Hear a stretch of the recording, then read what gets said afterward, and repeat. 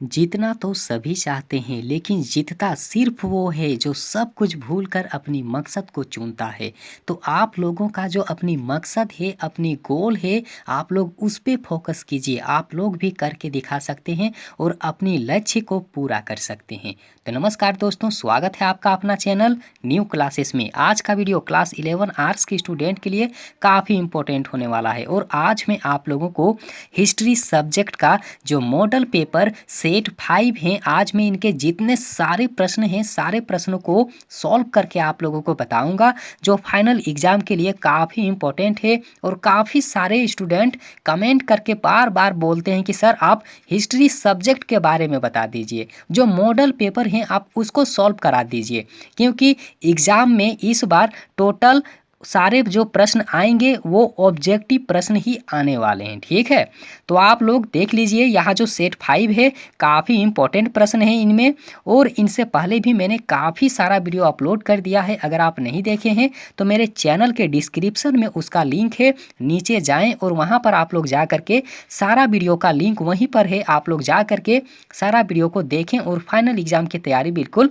अच्छे तरीके से करके रख लें। ठीक है, और आप लोग अगर मेरे इस वीडियो को आज पहली बार देख रहे हैं या मेरे चैनल में आज आप लोग पहली बार आए हैं, तो आप लोग चैनल को सब्सक्राइब जरूर कीजिएगा और साथ ही बेल आइकन को जरूर दबाइएगा, ताकि हम जब भी वीडियो अपलोड करें तो सबसे पहला नोटिफिकेशन आपके पास पहुंचे और आप उन वीडियो को सबसे पहले देख सकें। और इस चैनल के माध्यम से मैं आप लोगों को काफ़ी धाकड़ तरीके से इस बार फाइनल एग्जाम की तैयारी करवाने वाला हूँ। तो बस आप लोग चैनल को सब्सक्राइब जरूर करके रख लीजिए। ठीक है, और यहाँ पर देख लीजिए, जो यहाँ पर पहला प्रश्न दिया हुआ है कि जीवों का ऐसा समूह जिसके नर और मादा मिल करके बच्चे पैदा कर सकते हैं और बाद में भी ये क्रम जारी रहता है। ठीक है, तो उसे आखिर हम लोग क्या कहेंगे? ठीक है, तो उसे स्पीसीज कहा जाता है। उसे क्या कहा जाता है? उसे स्पीसीज कहा जाता है। जो बी नंबर ऑप्शन है बिल्कुल इसका सही जवाब है, राइट आंसर है। ठीक है, और आप लोग सारा चीज़ लिख करके रख लीजिएगा। ठीक है, क्योंकि काफ़ी सारे स्टूडेंट नहीं लिखते हैं और बार बार फिर कमेंट करके पूछते रहते हैं कि सर इसका आंसर क्या होगा, इसका आंसर क्या होगा। तो आप लोग लिख करके रख लीजिए। ठीक है, ताकि बार बार पूछने की ज़रूरत ही ना पड़ेगी। ठीक है, और यहाँ पर देख लीजिए, जो दूसरा प्रश्न दिया हुआ है कि अपमार्जन का अर्थ क्या होता है। ठीक है, अपमार्जन का अर्थ क्या होता है? तो याद रखिएगा, त्यागी हुई वस्तुओं की जो सफाई करता है उसी को अपमार्जन कहा जाता है। मतलब सी नंबर ऑप्शन है राइट आंसर है। ठीक है, अगला यहाँ पर प्रश्न देख लीजिए कि मानव प्राणियों का प्रादुर्भाव सर्वप्रथम कहाँ हुआ है। ठीक है, मानव प्राणियों का प्रादुर्भाव सर्वप्रथम कहाँ हुआ है? तो इसका राइट आंसर आप लोग याद रखिएगा, अफ्रीका में। कहाँ हुआ था? तो अफ्रीका में हुआ था। ठीक है ना। अगला प्रश्न यहाँ पर देख लीजिए कि गुफा चित्रकला का प्राचीनतम प्रमाण किस काल में मिला है। ठीक है, आप लोग याद रखिएगा कि गुफा चित्रकला का जो प्राचीनतम प्रमाण है, ठीक है, वो कहाँ मिला था? तो याद रखिएगा नवपाषाण में। ठीक है, कहाँ मिला था? नवपाषाण में, इसका राइट आंसर होगा। ठीक है, अगला यहाँ पर प्रश्न देखिए, जो 5 नंबर का प्रश्न दिया हुआ है और प्रश्न काफ़ी बड़ा है। ठीक है, प्रश्न जो है वो काफ़ी बड़ा है। तो यहाँ पर आप लोग देख लीजिएगा कि यूरोप के लोगों के लिए मेसोपोटामिया महत्वपूर्ण था, क्योंकि बाइबल में प्रथम भाग जो है ओल्ड टेस्टामेंट में इसका उल्लेख किया गया था। ठीक है, और ओल्ड टेस्टामेंट की किस पुस्तक में सीमार अर्थात सुमेर के विषय में कहा गया था? ठीक है, तो इसका आंसर आप लोग राइट, जो इसका राइट आंसर होगा, इसका आंसर होगा बुक ऑफ द, यहाँ जो दिया हुआ है जेनेसिस। ठीक है, बुक ऑफ जेनेसिस इसका राइट आंसर, मतलब बी नंबर ऑप्शन जो है बिल्कुल इसका राइट आंसर है। और आप लोग स्क्रीनशॉट ले करके बिल्कुल अच्छे तरीके से पढ़ लीजिए। ठीक है, और याद भी करके आप लोग रख लीजिए। ठीक, अगला जो यहाँ पर प्रश्न दिया हुआ है कि मेसोपोटामिया में खेती की शुरुआत कब हुई थी? तो इसका आंसर आप लोग याद रखिएगा, 7000 से लेकर के 6000 ईस्वी पहले ही खेती का वहाँ जो शुरुआत है वो हो चुका था। ठीक है, C number option right answer है। आगे यहाँ पर देखिए, जो 7 नंबर का प्रश्न दिया हुआ है कि मेसोपोटामिया के प्राचीनतम नगरों का निर्माण का जो कांस्य युग था, ठीक है, तो कितना साल में हुआ था? ठीक है, तो इसका आंसर आप लोग याद रखिएगा, 3000 ईस्वी पूर्व में हुआ था, कांस्य युग की शुरुआत। ठीक है, पहला ऑप्शन राइट आंसर है। अगला प्रश्न देख लीजिए, श्रम विभाजन तथा विशेषीकरण विशेषताएं हैं। ठीक है, तो आखिर क्या है श्रम विभाजन और विशेषीकरण, आखिर क्या है? ठीक है, तो इसका आंसर आप लोग याद रखिएगा, शहरी जीवन। ठीक है, इसका आंसर क्या होगा? तो शहरी जीवन होगा। ठीक है, अगला यहाँ पर आप लोग प्रश्न देखिए, जो 9 नंबर का प्रश्न यहाँ पर दिया हुआ है। ठीक है, और 9 नंबर का प्रश्न है कि वर्का शीर्ष 3000 ईस्वी पूर्व में सफ़ेद संगमरमर को तराश कर बनाया गया था और यह मेसोपोटामिया के किस नगर में पाया गया है? ठीक है, तो किस नगर में पाया गया है? तो आप लोग याद रखिएगा, उरुक में। कहाँ होगा? तो उरुक इसका बिल्कुल राइट आंसर है। ठीक है, बी नंबर ऑप्शन जो है बिल्कुल इसका सही जवाब है। अगला प्रश्न यहाँ पर देख लीजिए, किस सागर को रोमन साम्राज्य का हृदय माना जाता है? ठीक है, तो किस सागर को मतलब किस सागर को रोमन साम्राज्य का हृदय माना जाता है? तो याद रखिएगा, भूमध्य सागर को। ठीक है, सी नंबर ऑप्शन जो है बिल्कुल इसका करेक्ट जवाब है। ठीक है, और वीडियो आप लोगों को कैसा लग रहा है, आप लोग एक छोटा सा कमेंट जरूर कीजिएगा। ठीक है, और यहाँ पर आप लोग देख लीजिए कि रोम का प्रथम सम्राट कौन था? ठीक है, रोम का प्रथम सम्राट कौन था? तो इसका आंसर आप लोग याद रखिएगा, अगस्टस सीजर होगा। क्या होगा? अगस्टस सीजर होगा। जो पहला ऑप्शन है वही इसका राइट आंसर है। अगला प्रश्न यहाँ पर देख लीजिए, रोमन साम्राज्य में सॉलिड्स का क्या अर्थ होता है? और काफ़ी सारे स्टूडेंट कमेंट करके बार बार पूछते हैं कि सर सॉलिड मतलब क्या होता है? ठीक है, तो सॉलिड का अर्थ होता है सोने का सिक्का। क्या होता है? तो सोने का सिक्का होता है। ठीक है, और यहाँ पर भी आप लोग देखिए, जो अगला प्रश्न है कि रोमन लोगों के पूज्य देवी या फिर देवता नहीं है। ठीक है, तो आखिर रोमन लोगों के पूज्य देवी देवता नहीं है, तो फिर आखिर वे लोग जो हैं किसकी पूजा करते हैं? ठीक है, तो याद रखिएगा, ड्रैगन का। ठीक है, यहाँ जो ड्रैगन है वही उसका राइट आंसर होगा। ठीक है, अगला प्रश्न यहाँ पर देख लीजिए, मुसलमानों का पवित्र धर्म ग्रंथ क्या कहलाता है? ठीक है, तो उसे हम लोग क्या कहेंगे? तो याद रखिएगा, उसे कुरान कहा जाता है। ठीक है, अगला यहाँ पर प्रश्न देखिए, जो 15 नंबर का प्रश्न दिया हुआ है कि पैगंबर मोहम्मद साहब की मृत्यु कब हुई थी? ठीक है, पैगंबर मोहम्मद साहब की मृत्यु कब हुई थी? तो याद रखिएगा, 632 ईस्वी में। ठीक है, अगला यहाँ पर प्रश्न देखिए, दास प्रजनन क्या है? ठीक है, तो दास प्रजनन क्या है? तो आप लोग याद रखिएगा, गुलामों की संख्या बढ़ाने की प्रथा को दास कहा जाता है। ठीक है, तो यही इसका राइट आंसर है और फर्स्ट नंबर ऑप्शन ही इसका सही जवाब है। ठीक, अगला प्रश्न यहाँ पर देखिए, मुसलमानों का जो प्रथम खलीफा था तो उसे आखिर किस नाम से जाना जाता था? तो याद रखिएगा, मुसलमानों का जो प्रथम खलीफा थे, ठीक है, उसे अबू बकर के नाम से जाना जाता है। जो सी नंबर ऑप्शन है राइट आंसर है। अगला प्रश्न देख लीजिए, चीन में युआन राजवंश का अंत कब हुआ था? ठीक है, चीन में युआन राजवंश का जो अंत हुआ था वो कब हुआ था? ठीक है, और काफ़ी सारे स्टूडेंट बार बार यही पूछते हैं कि सर हम लोग डेट कैसे याद रखें? ठीक है, तो डेट आप लोगों को किस तरह से याद रखना है, बस आप लोगों को प्रश्न देखना है और उसका आंसर जो है बस आप लोगों को रिपीट करते जाना है। ठीक है, कि यूनान राजवंश का अंत कब हुआ था? तो 1368 ईस्वी में हुआ था। यूनान राजवंश का अंत कब हुआ था? तो 1368 ईस्वी में हुआ था। बस आप लोग याद करके बिल्कुल भी रख पाएंगे। ठीक है, तो यही इसका राइट आंसर है। अगला प्रश्न यहाँ पर देख लीजिए, चंगेज खान का वंशज कौन था? ठीक है, चंगेज खान का वंशज कौन था? और इसका जो प्रश्न है, इसका जो ऑप्शन है, ऑप्शन के अनुसार ही आप लोगों को इसका जवाब देना है। ठीक है, नहीं तो फिर आप लोग गलती कर बैठेंगे। ठीक है, तो इसका जो राइट आंसर है तैमूर होगा। क्या होगा? तैमूर होगा। ठीक है, अगला यहाँ पर प्रश्न देखिए, जो 20 नंबर का प्रश्न दिया हुआ है कि चंगेज खान का जन्म कब हुआ था? ठीक है, चंगेज खान का जन्म कब हुआ था? तो इसका राइट आंसर है 1162 ईस्वी में।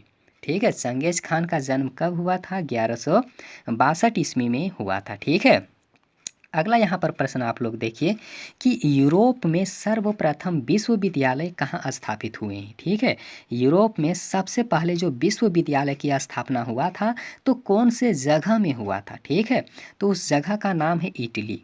कौन से जगह हैं? तो इटली उसका नाम है, ठीक है।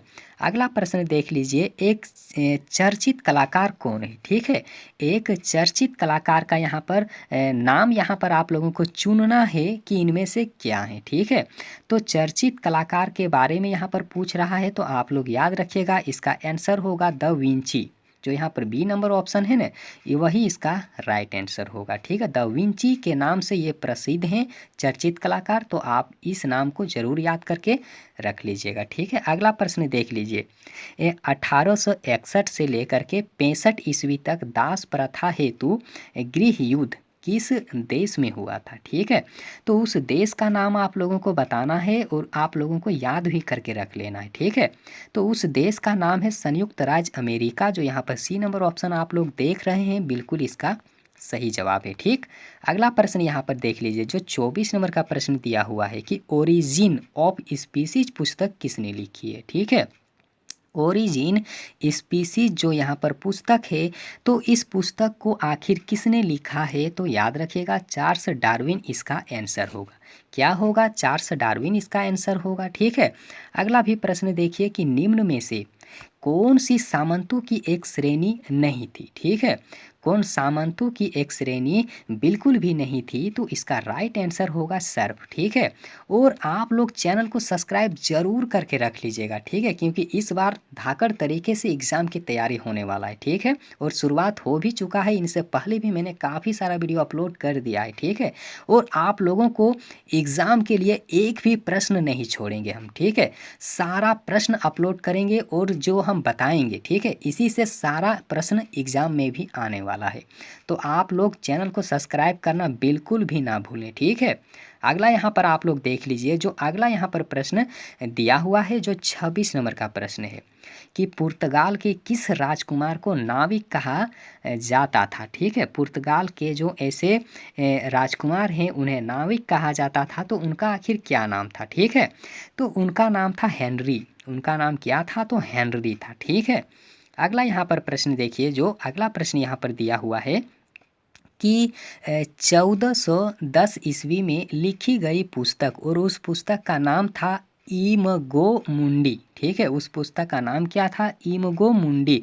और इनको डिटेल्स में याद रखिएगा डी एली द्वारा, ठीक है। मतलब जो उनके लेखक हैं, उनके जो रचनाकार हैं, उनका नाम क्या है? तो डी एली, ठीक है। तो डी एली कौन पुस्तक को उन्होंने लिखा था? तो इमगो मुंडी। तो आखिर किस विषय की है, ठीक है। तो आखिर वह जो पुस्तक है किस विषय की है? तो आप लोग उसका राइट आंसर याद रखिएगा, भूगोल सब्जेक्ट के हैं, ठीक है। कौन से सब्जेक्ट के हैं? तो भूगोल सब्जेक्ट के हैं, ठीक है। अगला प्रश्न यहाँ पर देख लीजिए, बाजामार क्या है, ठीक है। बाजामार क्या है? तो इसका राइट आंसर आप लोग याद रखिएगा, उसका राइट आंसर होगा छिछला समुद्र को बाजामार कहा जाता है, ठीक है। अगला यहाँ पर प्रश्न देखिए, जो अगला प्रश्न यहाँ पर दिया हुआ है कि कोलंबस ने स्पेन का झंडा कहाँ गाड़ा था, ठीक है। कोलंबस ने स्पेन का झंडा आखिर कहाँ गाड़ा था? तो इसका जो राइट आंसर है, राइट आंसर आप लोग याद रखिएगा, इसका आंसर होगा गुआना हानी। इसका आंसर क्या होगा? तो गुआना हानी होगा, ठीक है। यहाँ जो दिया हुआ है बी नंबर ऑप्शन, बिल्कुल इसका सही जवाब है, ठीक। और यहाँ पर देख लीजिए, जो अगला प्रश्न दिया हुआ है कि इंडीज की खोज किसने किया था, ठीक है।